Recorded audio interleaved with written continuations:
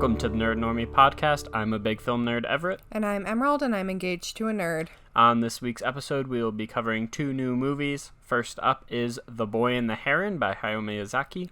And the second is May December, directed by Todd Haynes. For both of these movies, we will do non-spoilers and then spoilers. There will be time codes in the description below. Let's get into it. Mahito. So, you made it. Boy and the Heron is the latest film from legendary director Hayao Miyazaki, produced by Studio Ghibli, and it stars, at least in the English voice cast, which is the way we watched it, it's got Robert Pattinson, Christian Bale, Mark Hamill, Florence Pugh, Willem Dafoe, Dave Bautista, whole bunch of famous names in a bunch of small roles, and Robert Pattinson as the Heron from the title, which is wild. His voice is crazy. Yeah, it's a very interesting voice he chose to go with, and I can't wait for like behind the scenes stuff to come out that shows him doing the voice in like a video, because I tried to picture it and I just could not picture that voice coming out of him. Yeah. So if you are familiar with Miyazaki movies, this follows a lot of the same patterns and tropes, I think, in a lot of ways. The visual style is incredible. I think there's a major issue, however, in the structuring and flow of this movie. Though we've had some interesting conversations about how old you are when you watch a Miyazaki movie and how that changes your perceptions of them. There were a lot of kids at our theater, and I think they really enjoyed it, and I could see them really like latching on, and this being kind of this generation's Spirited Away or Princess Mononoke or one of his other big famous movies. But I've only ever watched them as an adult. And I watched them all as a child, so I really, really like a lot of like Spirited Away is like one of my all-time favorite movies, and I don't see the nonsensical part of it really, because I just grew up on it, but he doesn't really. He thinks it's kind of just random and weird. So yeah, I think this movie to me follows a lot of what Spirited Away does, in that, you know, a character just kind of happens across a place, that place happens to transport them to another world. They then happen to meet people along the way who tell them different weird things. And then they meet somebody else who's not really related to anything that's been going on so far. And then the movie's over.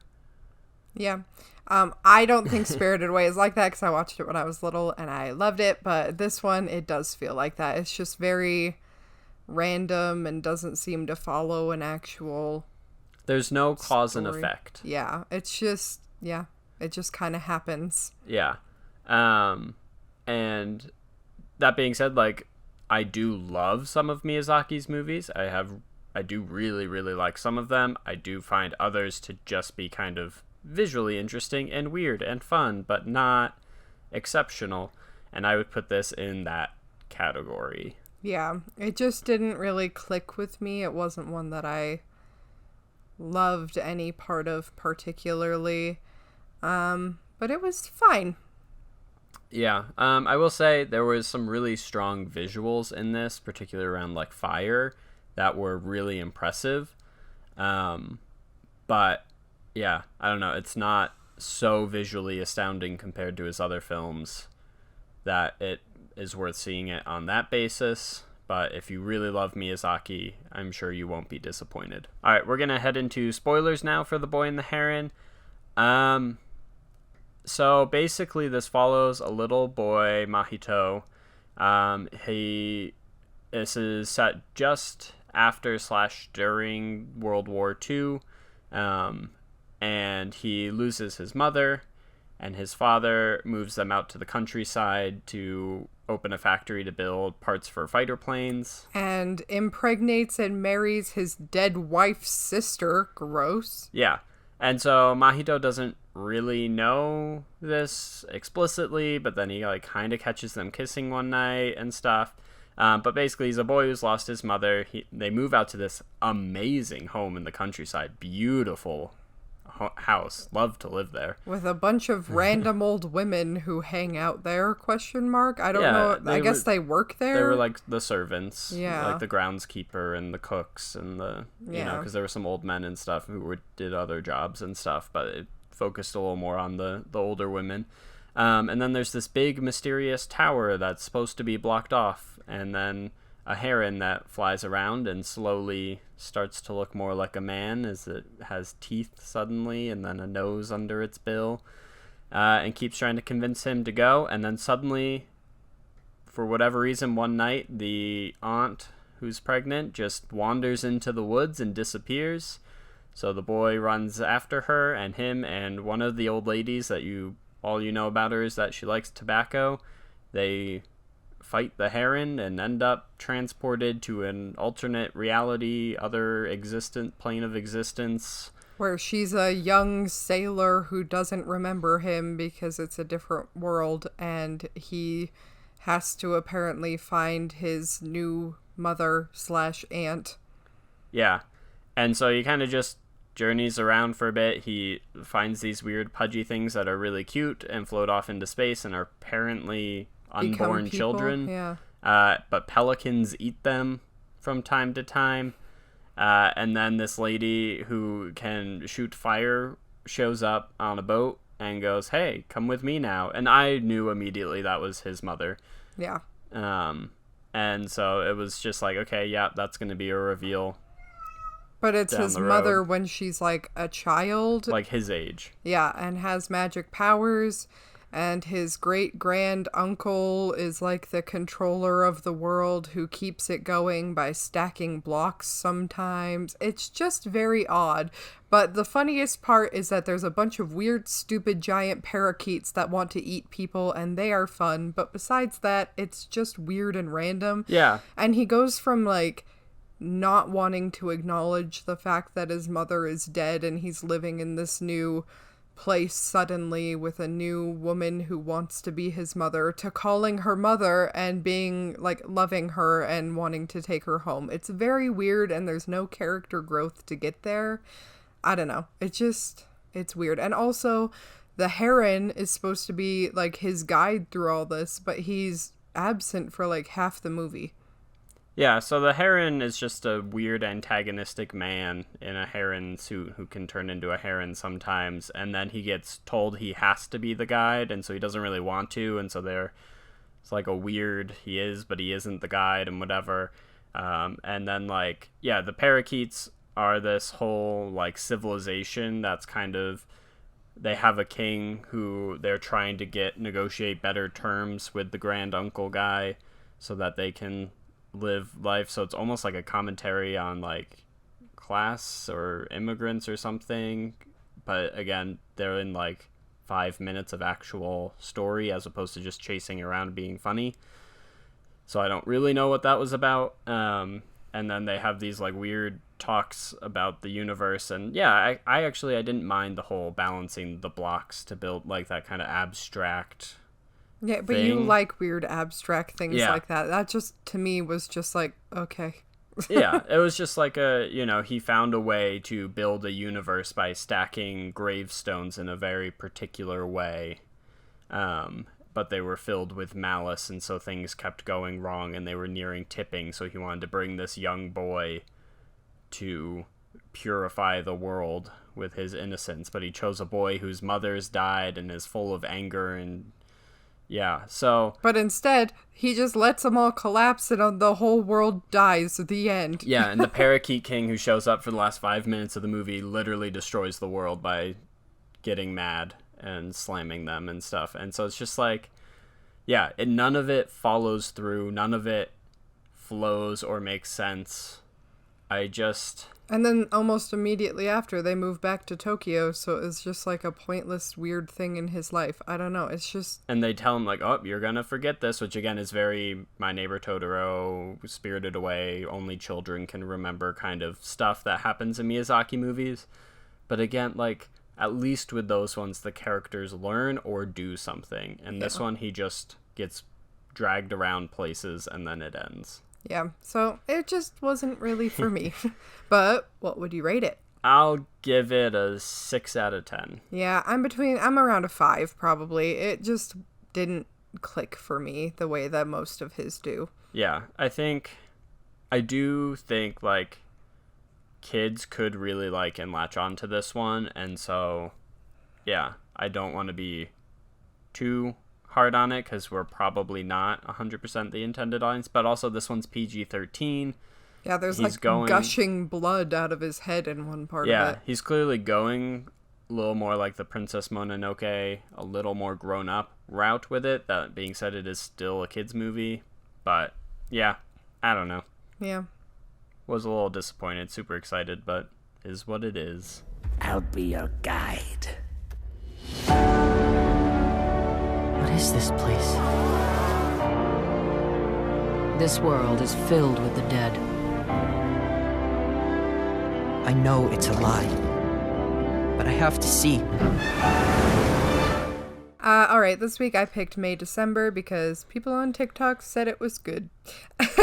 And I agree with them. Yeah, I liked it. I thought it was fine.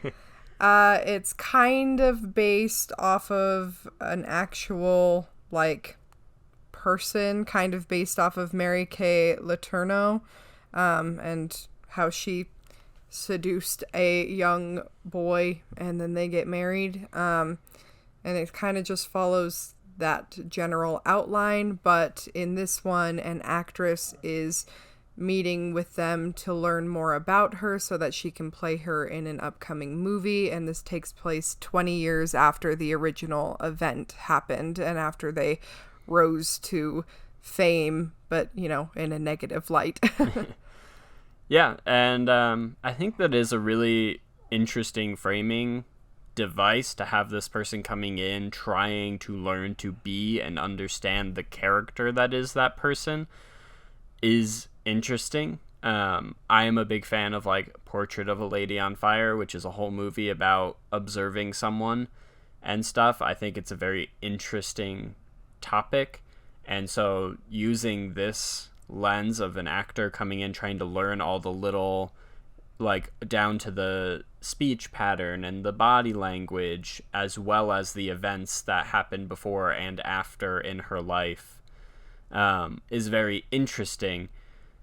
Where this movie goes wrong, in my opinion, and what stops it from being truly amazing, is that because it's got this actor person coming in, she has a whole life and existence of her own, but we can't quite get enough into that because we're busy trying to learn this other lady. But because we're trying to learn this other lady through an actor, we don't really get to spend a lot of time with them. And also, the actor lady sucks. She's a bad person and she's weird. Yeah, which, like, could be a thing, but again, we don't know enough about her, and it doesn't, like, there's not a clear indication of any long-term effect of these couple days interviewing the woman, so it's a little, like, there's not enough one way or the other, whether it's, you know, more about the family and the actor's just there as, like, an audience surrogate. No, because she's too active a role in this.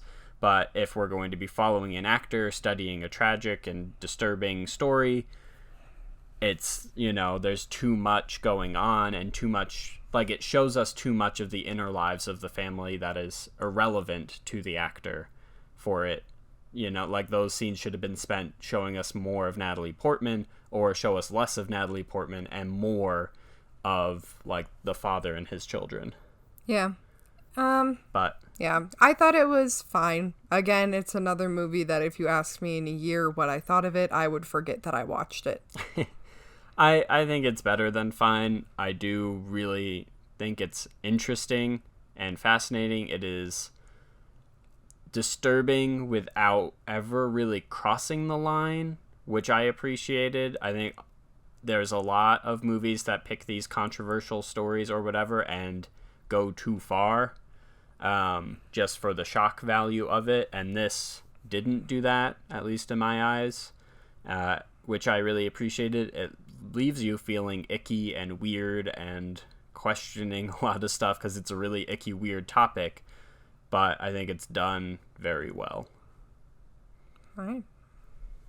Oh, and I do not like the choice. It's all very grainy looking, like just the way it's shot. I think they might had some sort of like mist filter thing over the lens, so all the highlights bloom really strong. And then if you look at any, like the sky or any shadows, the amount of grain like squirming around in it, I think is supposed to make you feel uneasy and squirmy, but to me was just messy and distracting and very, yeah. So I would not have chosen to shoot it that way, but to each their own. All right, moving into spoilers for May, December. This follows, as I said, a woman who 20 years ago, she was working in a pet store and she hired a 12 or 13-year-old boy as like a part-time employee and was found having, if you can call it an affair, I guess, quote unquote, an affair with this child. So she divorces her husband. She already had 2 or 3 kids with him. She goes to jail. She finds out she's pregnant and has a baby in jail. And then when she gets out, they get married and have twins after that. So he's literally has 3 children by the time he's old enough to graduate high school, which is just so icky and so sad. And he just wants to raise butterflies and live his life, and he just doesn't know who he is. There's like a scene where he smokes weed with his son and he's never tried it. Like, he never got to go out and experience any of this stuff. And it's just really sad because he had his whole life like stolen from him, and in like talking about it more and bringing it up again, he's realizing how much he had to lose now that he's gonna literally have an empty nest at 36. He's 36 and his children are in college. You know what I mean? Like, he's the age where most people are deciding to get married and have kids, and his are already grown, so he just doesn't know what to do. Yeah, he should be crying that, oh my gosh, they're going to be a first grader. They have to go on the bus for the first time. Yeah. But no, it's literally I'm sending my final kids off to college. Yeah, his oldest kid's already, yeah. And so it's just sad, and he's like coming to these terms that like his whole life was stolen from him by this woman who should have known better, because he's the age she was when they got together. And it's just really sad. And I thought it was going to lean more into that because he'd been talking online with this other girl who liked to raise butterflies, and I thought maybe he was going to be with her or just, leave this woman at some point, but he just doesn't. And she's just psychotic. Like, he tries to talk to her about anything, and she immediately has a breakdown and freaks out and makes him apologize because she will not take any but any responsibility for what she's done to him. And then this actress comes in and sleeps with him and leaves because she's stupid and icky. And I don't know. It just didn't. It was icky. Yeah. I think there's the whole Natalie Portman thing. Again, I really like the framing device of having the actor come in and trying to learn the mom's mannerisms and about her. And yet, like, she is too antagonistic and too psychotic in that she starts speaking with a lisp like the mother does by the end of the movie. She starts, wearing her hair and her makeup like her before they're even at the movie. It's kind of like the whole method acting nonsense stuff.